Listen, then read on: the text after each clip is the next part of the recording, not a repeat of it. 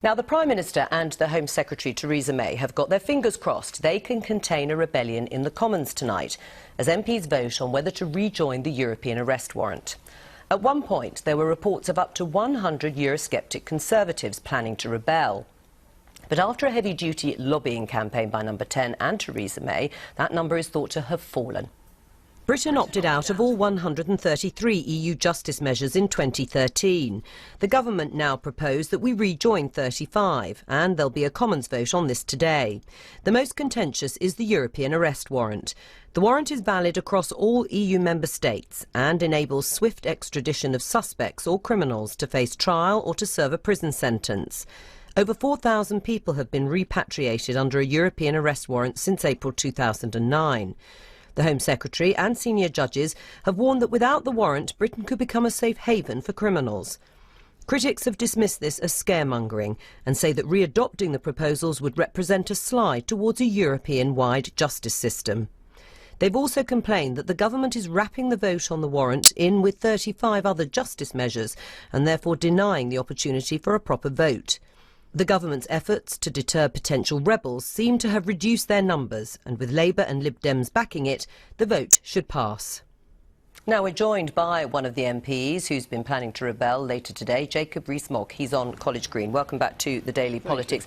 Jacob Rees-Mogg, you and the rest of us heard Theresa May speaking on the BBC this morning, trying to persuade you and your colleagues who are planning to rebel. Has she changed your mind? No, she hasn't. And it's important to note the vote tonight will not be on the European arrest warrant at all. It will be on 10 statutory instruments relating to other things that we're opting back into, but the government has not given the vote it promised on the arrest warrant. What are you hoping for then? You wanted an individual vote specifically on that European arrest warrant, even though it is tied up with the other areas that Britain would be voting back to readopt. Well, we're simply not voting on it tonight, and it'll be interesting to see whether the Speaker insists that the debate remains on the topic we are actually voting on at the end of the evening. It may not even be possible to discuss the arrest warrant today, and the initial advice I'm aware of is that it'll have to stick to the statutory instruments that are being discussed, not the arrest warrant. So we are not coming to the debate in the way we should, and this is a very bad procedural prestidigitation by the government.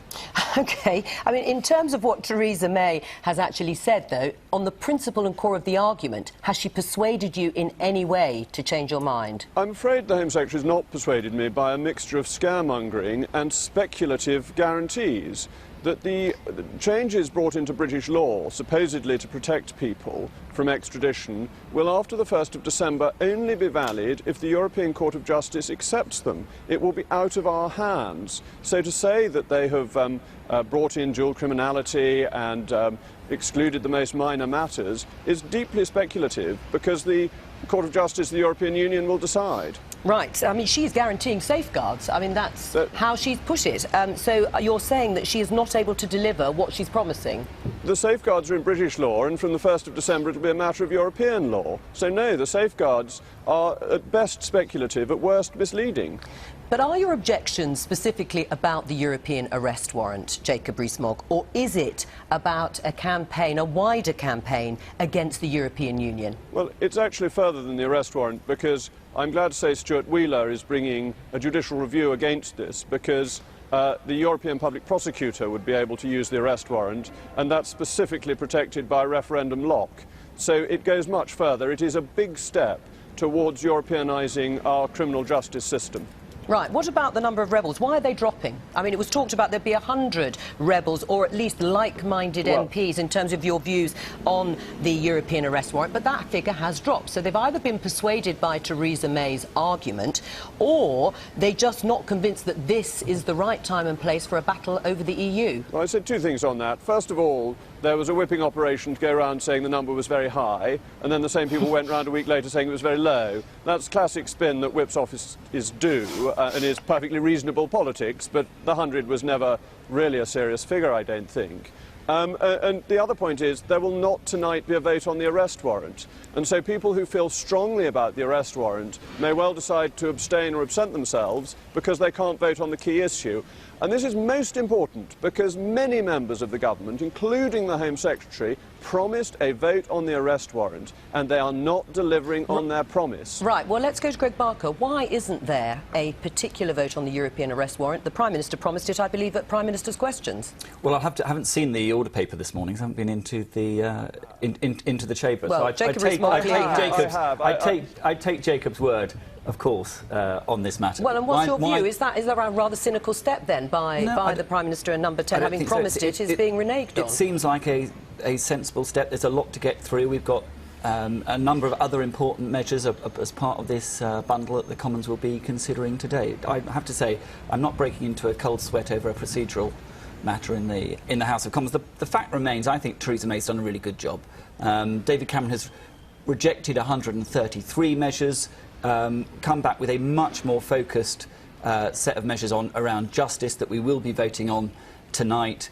And this is an example, I think, of sensible, pragmatic reform and getting something out of the EU that's in Britain's interest while still being part of the European team. Right, well, before I come to Ben Bradshaw, what's your view about the European arrest warrant? Is it, as Theresa May and her colleagues and supporters have said, that actually without it the safety of British citizens will be at risk? Well, I find myself unusually, for once, agreeing with the position of Jacob Rees-Mogg on the process. I think it's been a terrible process. On the substance, I think that we are really faced with a kind of Hobson's choice. I passionately want to have European cooperation on this issue. I think it's absolutely essential. But at the same time, the extradition treaty that's in front of us, or actually isn't in front of us, but should be in front of us, doesn't have sufficient safeguards. I agree with Jacob when he says that the two things that the government says that it's won are not watertight. We don't know what will happen after the 1st of December, and we need to have an arrest warrant with those safeguards. And that's what makes this process such a bad one, because it makes it impossible to amend what's in front of us tonight to try to bring in those safeguards, because we don't actually have it properly on the order paper in front of us. So how will you vote then this evening?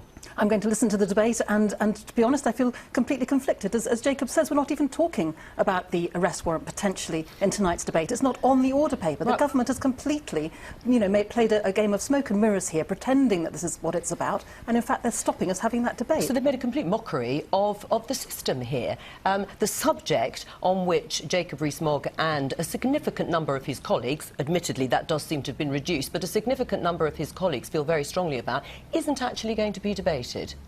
It's not going to be debated today, so it is. But I only have the information that Jacob's just shared with us. So and it sounds like Caroline Lucas has said the same. Well, so they're going to rely on Labour, obviously Labour voters, or as you see it, is the process not the way it's been described by Jacob Rees-Mogg? Well, it certainly sounds, from what everyone's saying, as if the Prime Minister misled the House and the public when he gave a very clear promise at Prime Minister's question time in response to Ed Miliband there would be a vote before this by-election on the arrest warrant. I mean, I don't really I think it's very important that we have proper parliamentary process, but we also need to get this done, because the police, the security service, the judiciary are absolutely certain that if we don't opt back into some of these, that serious criminals will get off the hook. Right. So, Jacob Rees-Mogg, I've just got some news here that from the Shadow Home Secretary, Yvette Cooper, that she understands the government is now not planning to have a vote on the European arrest warrant today. So, backing up, obviously, what you've just said. Let's just briefly look again at the process before we go. Clear, yes. Is that not having a vote today, or not having a vote? Hang on. That's what I'm going to ask Jacob Rees-Mogg. Since you are the one who is obviously focused on this issue, what is your understanding of what happens now? Will there be a vote on another occasion on the European arrest warrant? Well, as Mr Bradshaw was saying, the Prime Minister has given very clear promises that there will be a vote on the European arrest warrant, and the Prime Minister is an honourable man. I cannot believe that the Prime Minister would mislead the British public. Right, so at this point in time you're not prepared to say he has misled you? No, certainly not. I doubt the Prime Minister focuses too much on the details of statutory instruments put before the House. He's got a country to run. All right, well then let's assume that there is going to be a vote at some stage, and let's come back to the substance. When there is a vote on the European arrest warrant, Caroline Lucas has said you won't vote for it. I said I want to listen to the options. I want to see when we do have the vote if we can put an amendment. I want to say again that I passionately believe that we need an arrest warrant. I just don't like the one we have in front of us without the safeguards. But Theresa May can rely on your support and your Labour colleagues. Absolutely. And I mean, this is driven by people like Jacob, who anything with the word European in is just sort of neuralgia. It's horror story to them. Look, we're commemorating the 100th anniversary of the outbreak of the World War I this very week. And, you know, we've had the longest period of peace and prosperity in Europe, thanks in part to the fact that countries have come together, worked together, instead of fighting each other.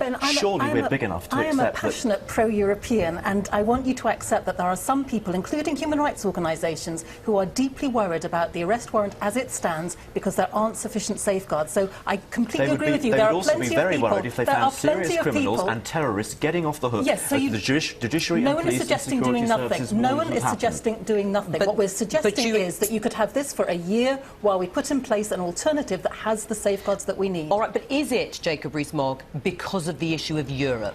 Are you clear in your mind that this is something separate and individual, or is it just your campaign because you are anti the European Union? Oh, no, this is very important. I am in favour of sensible extradition arrangements with our near neighbours and with countries whose judicial systems we trust. That's a sensible thing to do, and to have one between the UK and the European Union is a sensible thing to do. What this is about is handing over justice to Brussels, and that is a grave error. It is risking things like habeas corpus, which have been one of the foundations of our freedom for hundreds of years.